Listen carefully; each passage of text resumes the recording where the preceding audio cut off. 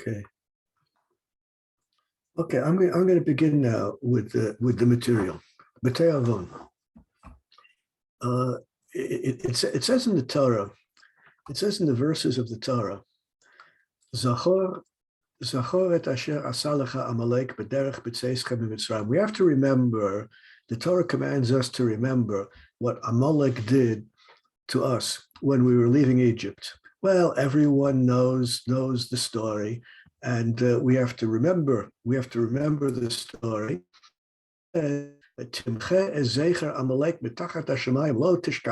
Don't forget to eradicate all memory of Amalek under the heavens. Those are the verses in the Torah. That's the source of the whole issue. Now the question arises: how exactly are we supposed to fulfill this Torah mitzvah of not forgetting what Amalek did to us?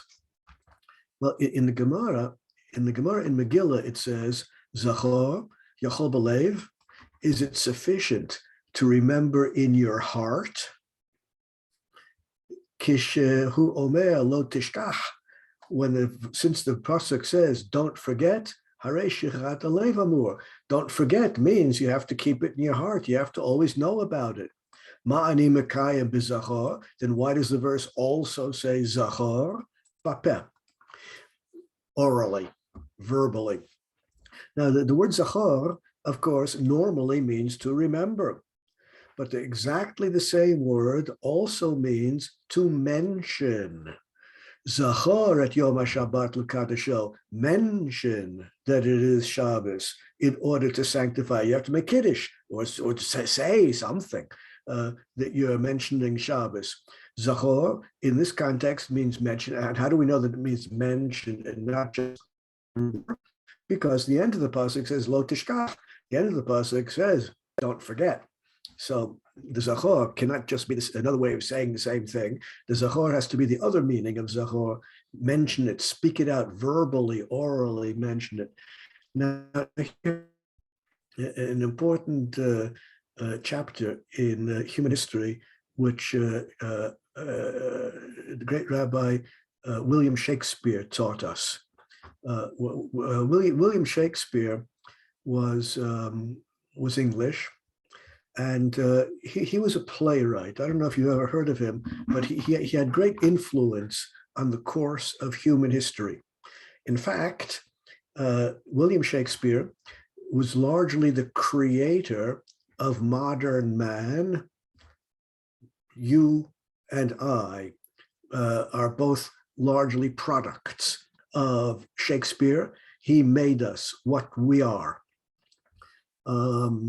There are big examples and small examples. The examples go on endlessly. Let me give you a few examples of the way Shakespeare molded our thinking, molded the way we live in the world today. Before Shakespeare, it never occurred to anyone that different people have different personalities. Prior to Shakespeare, it was commonly believed that everyone had the same personality. I mean, the idea of people having different personalities never occurred to anyone before Shakespeare. And indeed, if you look in Sifrei Musar, written by the great rabbis, in the great Sifrei Musar, written before Shakespeare, everyone's the same. Everyone has exactly the same internal battle between the Yetzer HaTov and the Yetzer Hara. Everyone is confronting the same personality issues as everyone else. After Shakespeare, things changed greatly. Shakespeare taught us that everyone has his or her unique personality, and the way people relate with each other has to do with the way different personalities interact with each other. Each Shakespearean play is a different chapter in the book about how different personalities interact with each other. And by putting those personalities on the stage and showing us how they interact with each other, Shakespeare taught us to understand our own interpersonal relationships. Shakespeare taught us to understand how we relate to other people in terms of my personality and his or her personality and how they interact. Sifrei Musar, after Shakespeare, take the modern approach, the Shakespearean approach. Of course, everyone is different. Examples are endless. Among the many things that Shakespeare taught us that mold modern life is the soliloquy.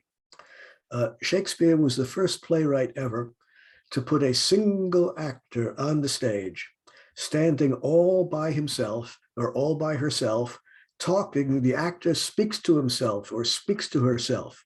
The actor has a problem, and speaking to himself or herself, the actor says on the stage, well, I have this problem. If I do this, the results will probably be that. If I take a different route, the results will probably be such and such. And the person argues and discusses with himself, with herself, comes to a conclusion about what to do, and goes out and acts on that conclusion. This is the first time in human history that people have discussions with themselves. This is the first time that people have words in their mind where they're speaking to themselves in their mind silently in a room.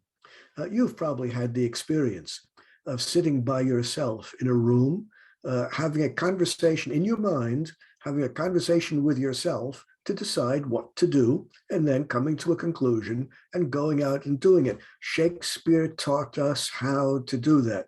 Prior to Shakespeare, no one ever did such a thing. Of course, everyone makes thousands of decisions every day without that internal discussion in the mind. But sometimes you have a Shakespearean discussion with yourself in your mind. Words go through your mind, arguing with yourself, discussing with yourself, reaching a conclusion, and acting on that. Therefore, in biblical times, in the days of the Mishnah, in the days of the Gemara, in the days of the Rishonim, in pre-modern times, Zachor Belev, remembering in your heart, was not an issue of having words running through your mind. After all, you at this very moment remember millions of things, but you don't have the words running through your mind at the moment. Only in post-Shakespearean times can memory be construed as not only a silent memory, but also a verbal memory in the mind, thinking of words. Okay, bottom line, according to the Gemara, there are two elements in the mitzvah. Element number one is never to forget. And just like there are millions of things that you will never forget, your birthday, your address, all kinds of things, you're not thinking about it at the moment, but you haven't forgotten. In addition to that kind of memory, we also need bapeh, a verbal mentioning of the story of Amalek. That's what the Gemara says. So min haTorah, we now know that we need a verbal mentioning of the story of Amalek.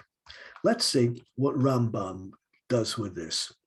Rambam in the Sefer HaMitzvahs says the 189th mitzvah, he counts all the 613 mitzvahs, the 189th mitzvah is what God commanded us to mention what Amalek did to us, the evil that Amalek did to us when we were leaving Egypt. Hu amro, and that's what it says in the pasuk, Zachor et asher asa lecha Amalek. It's one of the mitzvot aseh, it's one of the 613 commandments of the Torah to mention that. Rambam further says, mitzvah nun tet, the 59th prohibition of the Torah is the prohibition of forgetting what Amalek did. Well, that's what it says in the verse, lo tishkach. So there are two separate mitzvahs of the Torah. One, just like lahavdil, you never forget your name and you never forget your address. Similarly, buried somewhere deep in your memory, but in your memory must be what Amalek did to us, the evil that Amalek did to us when we left Egypt, plus the positive mitzvah of actually mentioning it. Now, Rambam also says there's a mitzvah daseh la'abed zecher Amalek. There's a commandment to eradicate the memory of Amalek in the world. Shenamar, timche et zecher Amalek. The pasuk says, eradicate the memory of Amalek. Mitzvah daseh lizkor tamid ma'asav hara'im va'arevato kidei l'orer evato. There's a mitzvah of remembering, of always remembering the bad things that Amalek did to us in order to remember the enmity that existed. But that's a mitzvah which is tamid, a perpetual mitzvah, an always mitzvah. Now, if you think about it for a moment, this is talking about a silent memory, not something where the words are in your mind at the moment. This is a memory, rather like you always know what your name is. You're not thinking about it at the moment. You always know what your address is, but you're not thinking about it at the moment, but it's always there. No verbal element at all, just seated in the heart. That's what's required. And according to the Rambam, that's apparently a perpetual mitzvah. That memory must always be there. Well, the idea of the memory of Amalek always being in your heart is not generally accepted by the Acharona, by the modern poskim. Let's look at what the Magen Avram has to say. Magen Avram, 17th century, Poland, probably the most important commentary on the Shulchan Aruch ever, surely on anyone's short list of the most important commentaries, always printed in the outside margin of every standard edition of the Shulchan Aruch. These are the words of the Magen Avram. Isa b'kavanot u'v'chtavim. The Magen Avram, whose words we are reading now, in the 17th century, the Magen Avram was the first of the great rabbis to introduce Kabbalistic ideas and Kabbalistic insights, Kabbalistic discourse into halachic discussions. And he does this systematically throughout his commentary on the Shulchan Aruch. Prior to the Magen Avram, halacha was halacha, teaching you what to do, what not to do, what is prohibited, what is required. And Kabbalah was Kabbalah, teaching you the secrets of the universe and how the universe works and how the universe was created and how mitzvot interact with the universe. But these are two separate areas of discourse with no particular connection between them.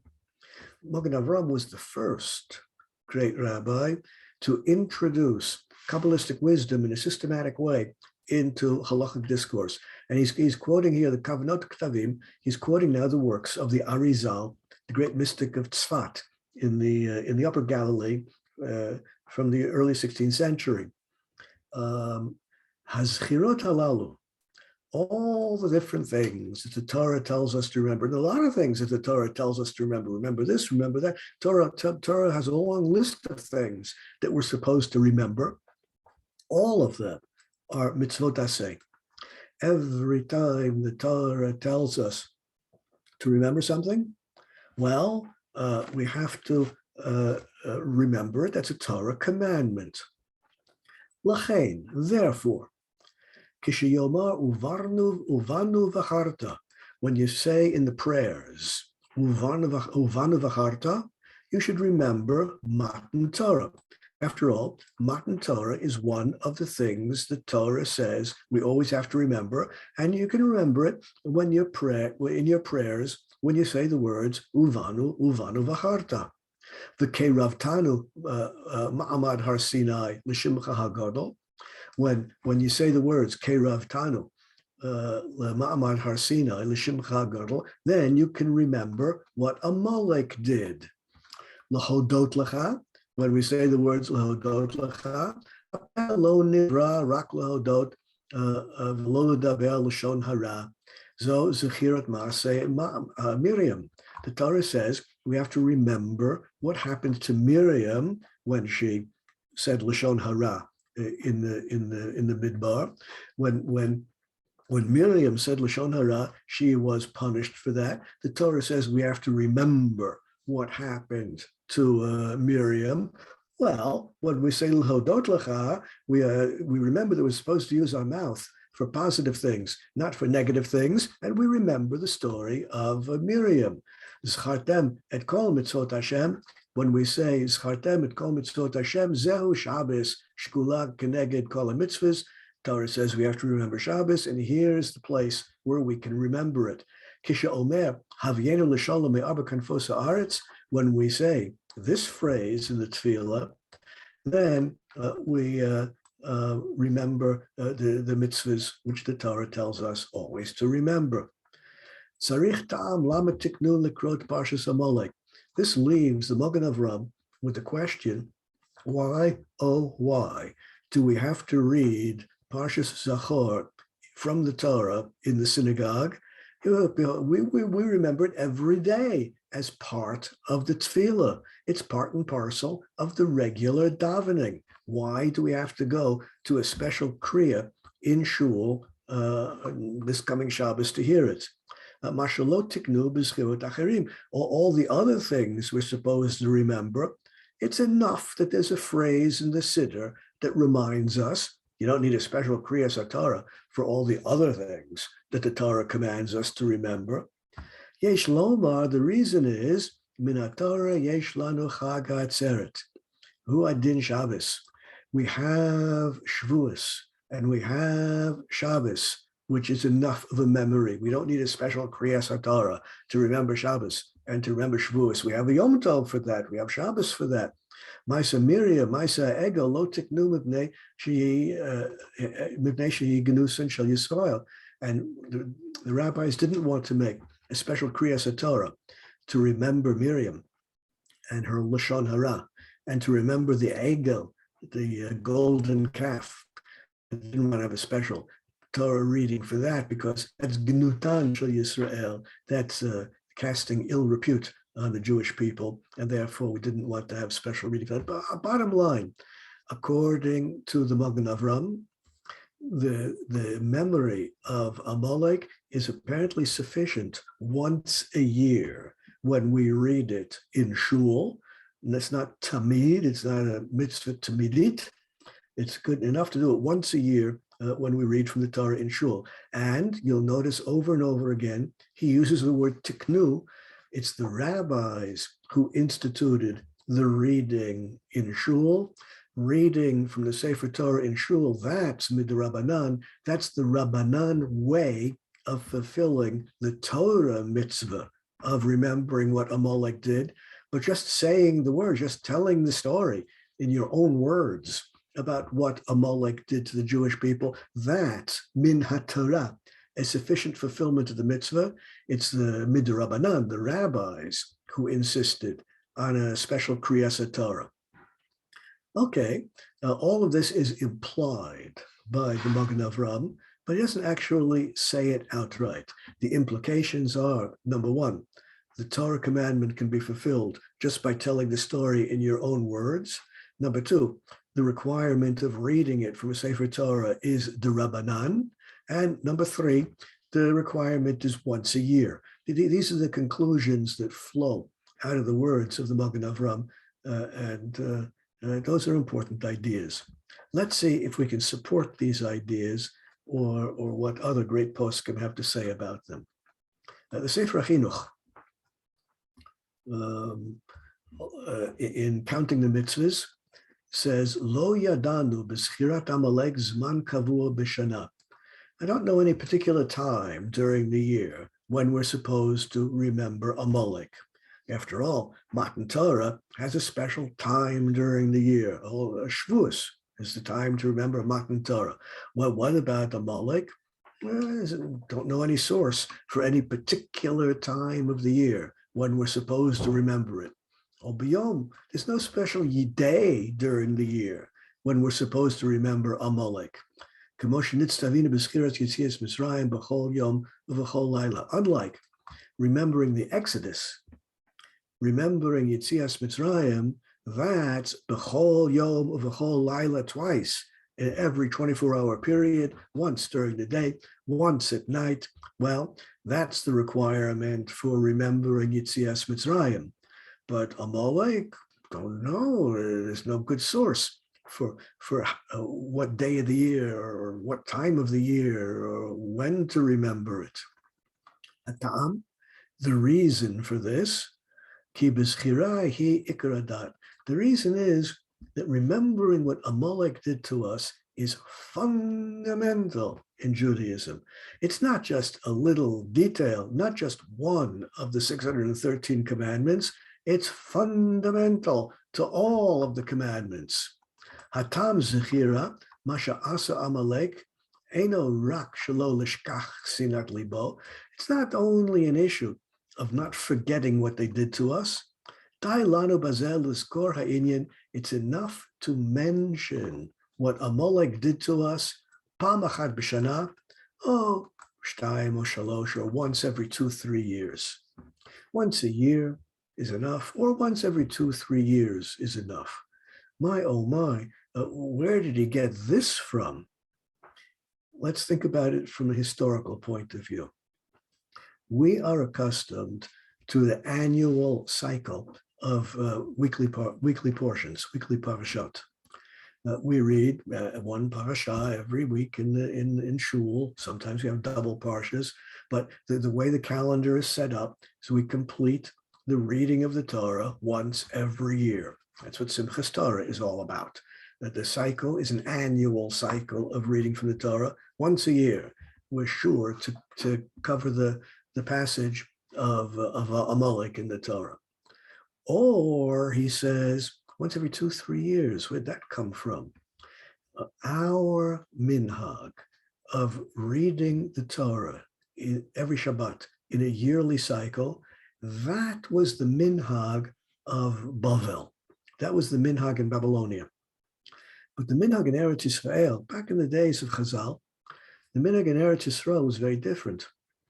In Eretz Yisrael, they did not have an annual cycle of reading the parashot every Shabbos in the synagogue. They had a triennial cycle. The cycle to complete reading of the Torah took 3 years in Eretz Yisrael. Every year, the Torah was completed in Bavel. Of course, it's the Babylonian minhag which prevails throughout the world today. There are no communities left in the world which are following the Eretz Yisrael schedule, the triannual schedule of reading the Torah, completing the Torah once every 3 years. The last of the communities which was following the triennial cycle existed in the 12th century in Egypt. In the 12th century in Egypt, there were still Jews of Eretz Yisrael origin. There were still communities in Egypt in the 12th century which were still reading the Torah in a 3-year cycle, not an annual cycle such as we have today. But we know about this because of Binyamin Mitudela. Binyamin Mitudela is not only the name of a street in the Rehavia neighborhood in Yerushalayim, but Binyamin Mitudela was a Jewish traveler from Spain who had traveled from Spain all the way to China and back to Spain again. And unlike Marco Polo, he really did go to China and really did come back. And on his way to China and on his way back, he took two different routes. On his way, he stopped off at every Jewish community on the way and speaks about every Jewish community. And he tells us a lot about each Jewish community in the 12th century that he passed through on the way to China, back to Spain again. And you can buy copies of his book. It's called Masaot, Binyamin Metudella. It's even been translated into English. Fascinating travelogue revealing tons of information, valuable, precious historical information about Jewish communities throughout the Jewish world, all the way out to China and back again. In any event, on his way back, he was passing through Egypt, and he stopped off in Fustat in the 12th century. Fustat is the old town of Cairo. And in the 12th century, there was a large Jewish community there. Rambam was active there when Binyamin Metudella passed through. And Binyamin Metudella happened to be passing through Fustat, the old town of Cairo in Egypt in the 12th century, on Simchas Torah. And he reports that since it was only in the Babylonian synagogue that they were completing the cycle of reading the Torah, all of the Eretz Yisrael Jews from their community came to the Babylonian shul to celebrate Simchat Torah, because they didn't have Simchat Torah in the Eretz Yisrael shul. In the Eretz Yisrael shul, they had it only once every 3 years when they completed reading the Torah. So in the off years, the Bnei Eretz Yisrael came to celebrate together with the Bnei Bavel in Egypt in the 12th century. After that, the Minhag of Eretz Yisrael died out altogether, and there are no more remains of that today. In any event, according to the Sefer HaChinuch, as the story of Amalek comes up in the regular reading of the parasha, which for us is every year, and according to the no longer extant minhag of Eretz Yisrael is once every 3 years, that's enough, that's sufficient. V'hinei, b'chol mekomot Yisrael korim Sefer Torah b'shana achat, o shtayim o shalosh. He lived in the High Middle Ages, when there were still a few shuls following the triennial cycle. All Jews complete the reading of the Torah at least once a year or once every 2-3 years. Why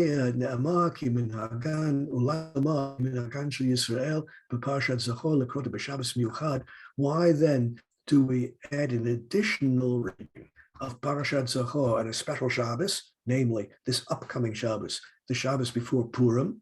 Why do we do that?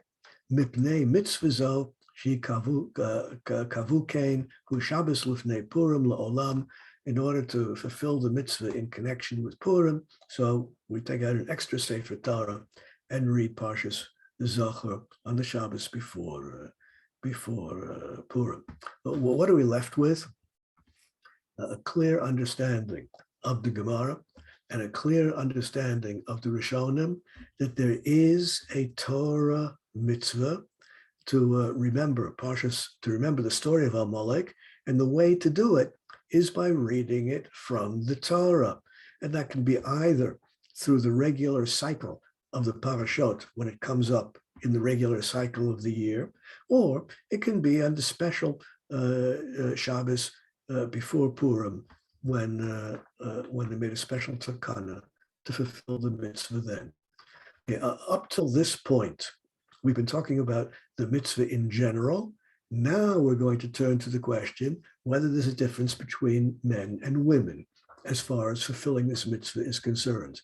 Is this a mitzvah which applies equally to men and women, and therefore the women must also betake themselves to the synagogue to hear Parashat Amalek? Or is this a mitzvah only for the men and not for the women at all? That's a complicated way of saying, is this a mitzvahs aseh shaz man grama? Is this a mitzvah which depends upon a certain time, and women are exempt from such mitzvahs? Or is this a mitzvah which is timeless, and therefore women should be obligated? That's the question. Well, let's see what the poskim have to say about it. The same Sefer HaChinuch, which we quoted earlier, says, Noheget mitzvah zo.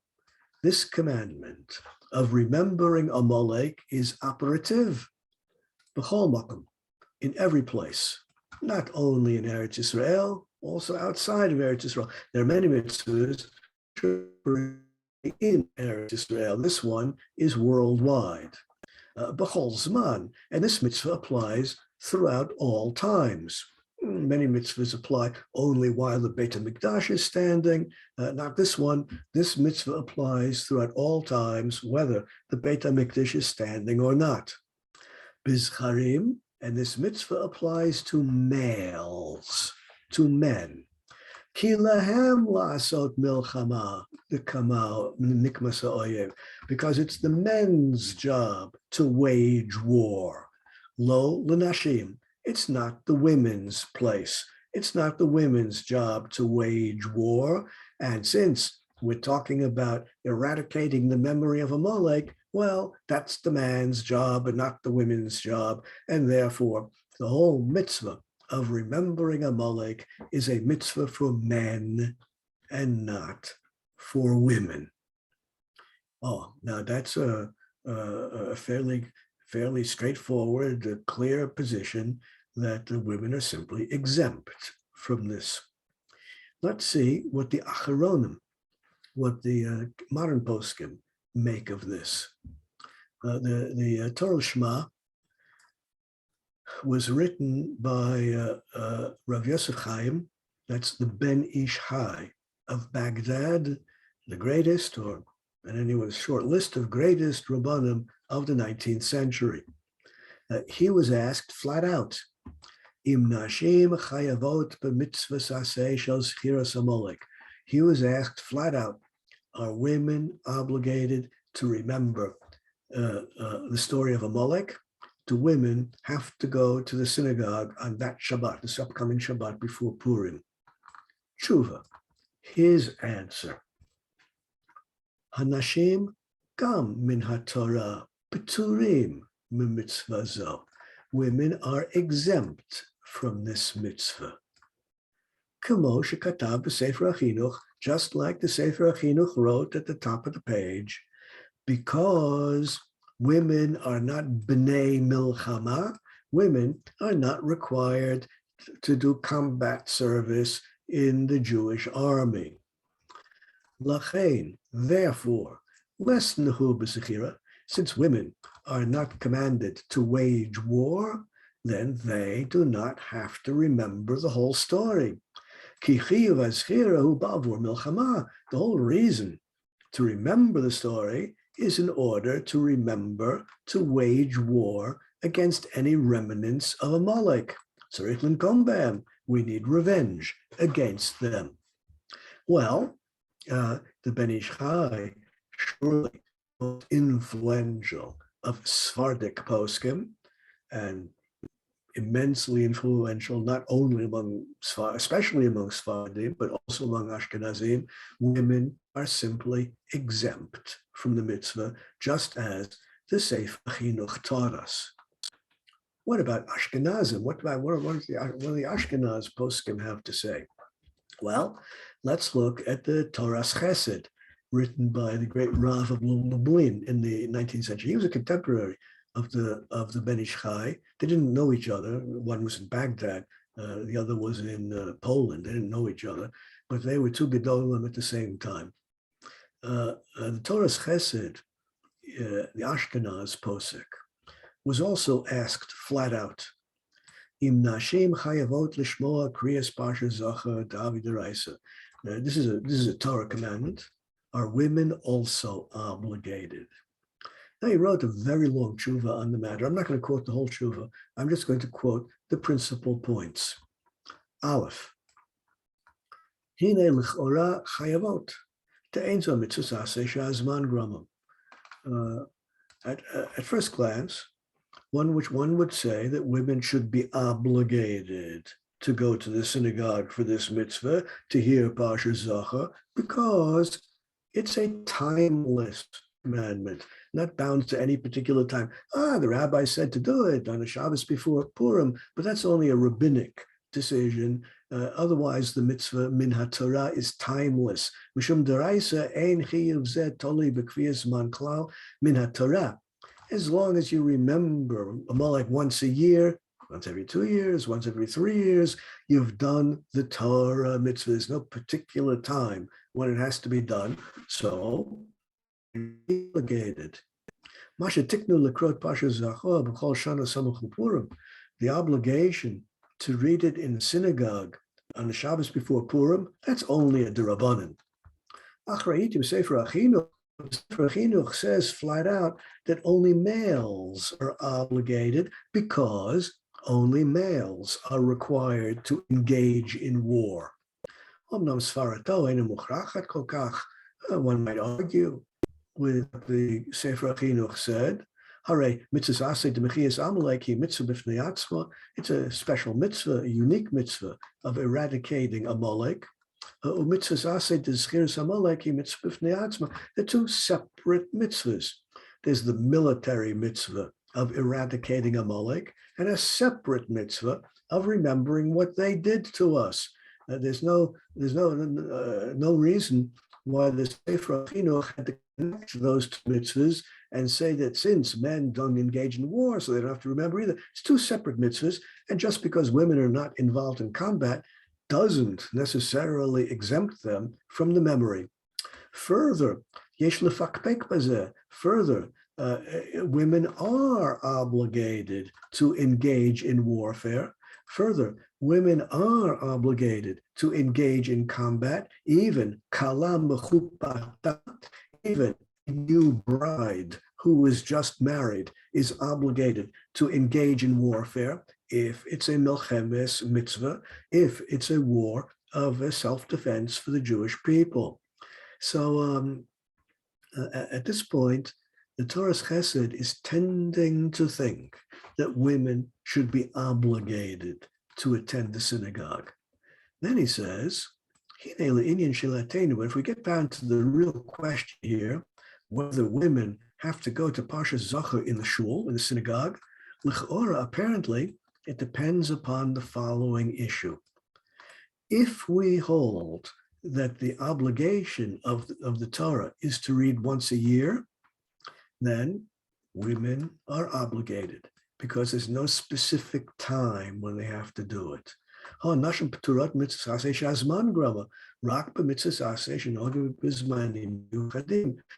exempt from time-bound commandments which have a specific time. And if this doesn't have a specific time, women are obligated. For example, any mitzvah, which is obligatory day and night,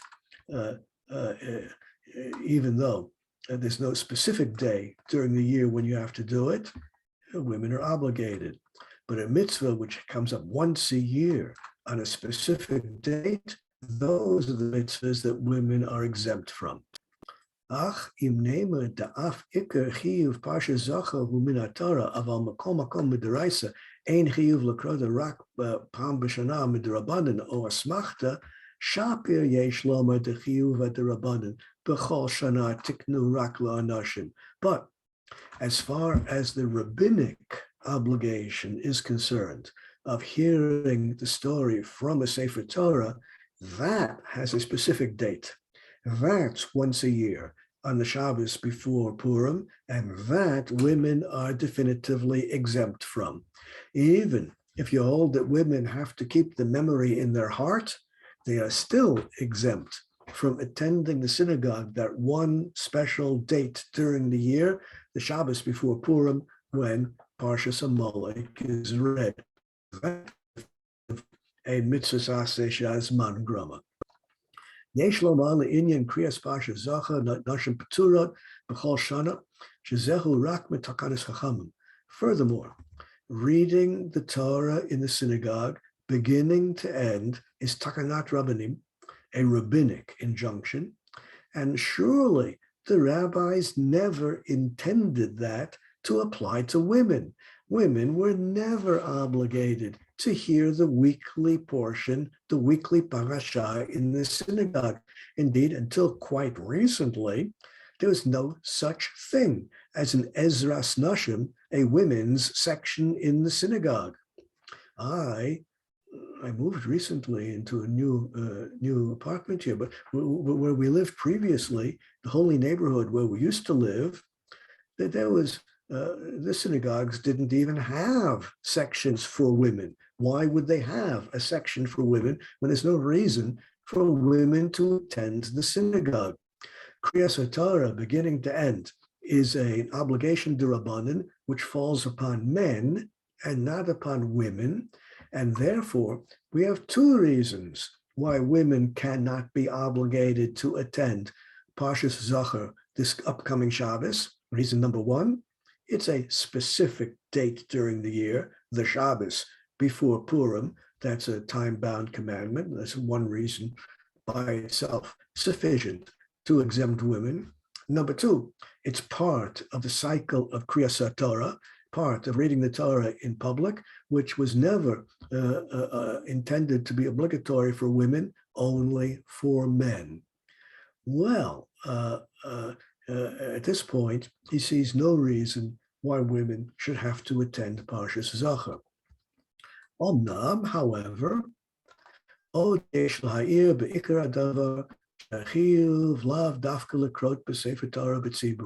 fundamentally, one does not need a Sefer Torah to fulfill this mitzvah. After all, Rambam, and we read Rambam's words earlier today, says nothing about remembering Amalek by reading from the Sefer Torah. Not a word in the Rambam about that. Similarly, the Smag and the other great Rishonim do not mention remembering Amalek as an act of reading from the Sefer Torah. Reading from the Sefer Torah is not necessarily the way that it has to be done. You don't need Kriyas Torah b'tzibur. You don't need a public reading of the Torah to fulfill the mitzvah. That's even for men.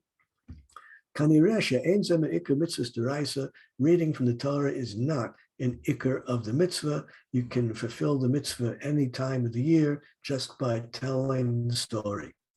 Sefer HaChinuch Gamkein, even in the Sefer HaChinuch, he does not mention anything about reading the story from the Torah.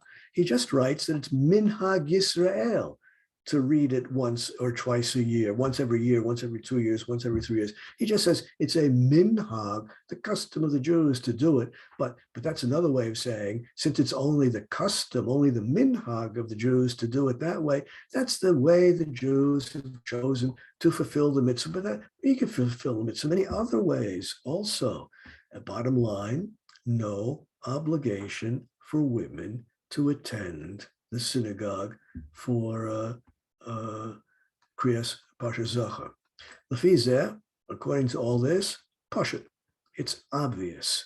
Shelo tiknu kein chachamim rak l'anashim, only men are required to attend the synagogue to hear Parshas Zachor. Aval lo l'anashim, women are not obligated. Kriyas Torah is not obligatory for them. As far as a special reading once a year, that's a mitzvah shazman grama, women are exempt. Rak nashim yicholot le'etzet yidei chova b'zchira b'peh b'sipur ba'alma.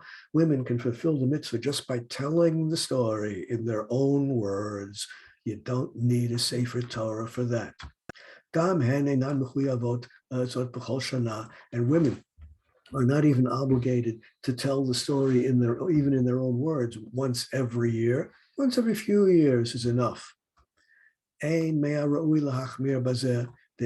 improper, it's wrong to be strict in this matter and demand that the women come to the synagogue. We should not encourage or advise or recommend that the women come to the synagogue for the reading of the Torah. We should tell them, stay at home.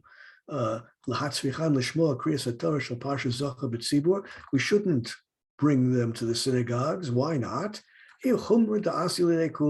Because this is an unnecessary, strict position, which is going to lead to leniencies. It's going to lead to leniencies because there'll be intermingling of men and women, and that's even worse. Why get involved with intermingling men and women? Since they never come to shul anyway, there's no reason to encourage them to come to shul for Parshas Zachor. Min Hagan shel Yisrael Torah, and the minig the practice, in fact, of the Jewish communities through the generations has been for women not to attend Parshas Zachor. That is the practice of the Jewish communities as far as we have historical memory, and that has Torah status. We never heard of any rabbi, we never heard of any opinion requiring women to attend Parshas Zachor. There is no source for that, and therefore simply no obligation. Even though I heard rumors that there's a certain rabbi, a certain great rabbi, who does require women to attend the synagogue for Parshas Zachor, even though I heard rumors that there is a certain rabbi who requires that, who knows if it's true? Who knows if it's true whether that rumor is correct? Turns out, incidentally, that the rumor is true. There was a great rabbi who required women to attend the synagogue for Parshas Zachor, and we're going to see his words in a few minutes. But Rav Fink didn't know exactly who that Rav was and didn't believe the rumor. Even if the rumor is true, and there is one great rabbi who requires women to go to the synagogue, well, that's the unique opinion of one rabbi. That's a maverick opinion of one rabbi, and we're surely not going to cancel the standard practice of all the Jewish communities because of the opinion of one rabbi, even if it's true that he said women should come to the synagogue. It's enough that the Jewish communities follow the practice they've been following through the centuries. Women do not attend Parshas Zachor. And indeed, we come down to the most modern of times, the Chazon Ish, the great Rav of Bnei Brak, Ein Nashim Chayavot Lishmoa Parshas Zachor. Women do not have to attend the synagogue for Parshas Zachor, unlike what it says in the Binyan Sion, which we're about to look at in a moment. Okay, what have we seen up till now? Up till now, we've seen the basic outlines of the Torah mitzvah, the parameters, once a year, once every 2 years, once every 3 years. Just telling the story is enough. Min HaTorah, reading it from the Sefer Torah is D'Rabbanan. Reading it on a special Shabbos, namely this upcoming Shabbos before Purim, is a D'Rabbanan, not part of the Torah commandment. As far as women are concerned, all of the great authorities are falling in line with what it explicitly says in the Sefer HaChinuch. Women are simply exempt. A number of reasons why women are exempt, either because or both because they are not required to do military combat, and therefore the mitzvah doesn't apply to them, and also it's a mitzvah aseh shazman grama, and also even if they're obligated, it's enough for them to tell the story in their own words once every year, once every 2 or 3 years. That is the position of all of the great poskim, with one exception. Now we come to the one Rav who disagrees and holds that women should indeed, must indeed, attend the synagogue. Binyan Sion, Rav Yaakov Ettlinger was his name, 19th century Germany. He was a Rosh Yeshiva in Altona, just outside of Frankfurt on the Main River in Germany. He was, among other things, a Rebbe of Reb Shlomo Hirsch. In the early 19th century, he was the principal posek of Ashkenaz. And he was asked, Im nashim mechuyavot lishmoa Parshas Zachor, do women have to attend the synagogue for the reading of Parshas Zachor? Tshuva, his answer, Kibalti me'adoni mori hagaon of Avram Bing. I heard from my teacher, the great Rav Bing, who was the Rav Harashi, the chief rabbi of Würzburg in Germany, who told me in the name of his rabbi, his Rebbe, his teacher, Hasid Shebekuna Hagon Morenu Harav Chosid Rav Nosson Adler heard in my teacher Rav Fink heard from his teacher Rav Adler, and Rav Nosson Adler. He was one of the teachers of the Chatzos Fair in Frankfurt. He was one of the all-time big names in the 18th century. Rav Nosson Adler was the one posek, Nashim Chayavot, women are obligated to come to the synagogue for Parsha Zachor. Hikpid shafilu misharetet shelo hutzrecha lishmoa Parsha Zachor. He was strict, even requiring the Jewish maid servant, the maid in his house, to go to the synagogue and hear Parsha Zachor. Kain nahagti acharav, and I, the Binyan Sion writes, Rabbi Yaakov Ecklinger writes, I do the same thing. That's what Rav Nosson Adler required. So I tell the women folk in my household to also attend the synagogue, including the Jewish maid who works for us. Ta'amo, the reason for this seems to be mipnei she'ena mitzvah aseh she'azman grama. The reason for this seems to be that we're not talking about a time-bound commandment. She'ein kapeda be'ezeh zman shetikra, because it really doesn't matter when during the year you fulfill the mitzvah, like the Magen Avraham taught us. And we saw the words of the Magen Avraham earlier today. Rak sheyikra pam achas b'shana, it's enough that you do it once a year. That's not a time-bound commandment because there's no specific time during the year when you have to do it. Lachein, therefore, it's like any other mitzvah of the Torah, and women are obligated. Well, here we have the one source, the unique opinion, maverick opinion of Rav Nosson Adler, according to which women must indeed attend the synagogue. He was the great Rav of Frankfurt, 18th century, and therefore it's not surprising that in German Jewish communities before the Holocaust, in German Jewish communities, all the women attended the synagogue for Parashat Zachor because of the opinion of Reb Nosson Adler.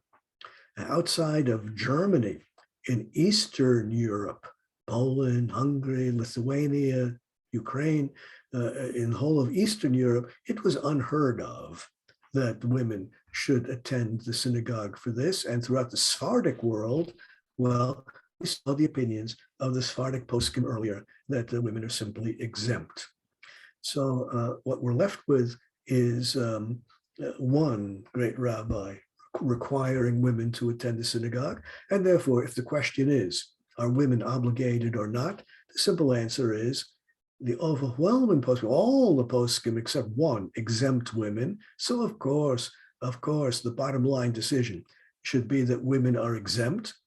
A woman who chooses to be mahmir, who chooses to be strict and attend the synagogue, tavo aleha bracha, she should be blessed. There is an opinion like that, and therefore it's by no means silly or foolish for the woman to be mahmir. That's praiseworthy if she chooses to do so, but she's not required to. In a German Jewish community, as existed before the Holocaust in Germany, it was the minhag of the women to all attend shul, and therefore minhag hamakom in Germany required them to do that. But outside of Germany, this was unheard of.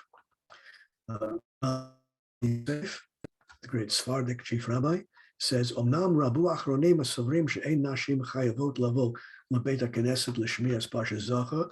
The majority of rabbis exempt women. That's a little bit of an understatement. It's all the rabbis exempt women except for Reb Nosson Adler. However, nachon v'ra'ui shenashim yecholot lavo le'ezras nashim. It is nachon v'ra'ui, not obligatory, not required, but it is correct and it is proper for women to attend the synagogue. That's good if they come. Yishtadu la'asot kein kedei latzet yedei cholvat kol haposkim. And it's good for women to be mahmir if they choose to do so, to attend the reading this coming Shabbos. Okay, those are the principal sources. Number one, the basic mitzvah is min haTorah, and it's sufficient to mention the story, even in your own words, that once every year, once every 2 or 3 years, hearing it in the regular cycle of reading of the Torah is sufficient. Chazal, midrabanan, require reading it in shul this coming Shabbos before Purim. According to almost all the poskim, these obligations beginning to end apply to men and not women. The one exception being Reb Nosson Adler, and of course, there's room for those who wish to be machmir, to be strict according to that opinion. Tov, these are the basic ideas I wanted to convey to you regarding Parashat Zachor. I'm going to pause at this time and ask you if you have any questions of a halachic nature, not necessarily connected with this or Purim, but do you have any questions of a halachic nature which you want to address?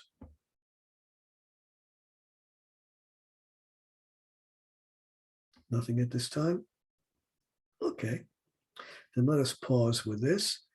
Next week is no class because it's Tani Tester, and Yetz Hashem will be continuing this series again after Purim. I wish you a good week and a Shabbat Shalom and a Freilich and Purim. I look forward to seeing you all again after Purim. It's my birthday, Tani Esther. Oh, happy birthday. Yeah, happy birthday. Think of you on my birthday. We won't have a class, but it's a special day. Yeah. Thank you so much for the class. Okay, my pleasure. Be well. Kol tov. Shalom, shalom. Shalom.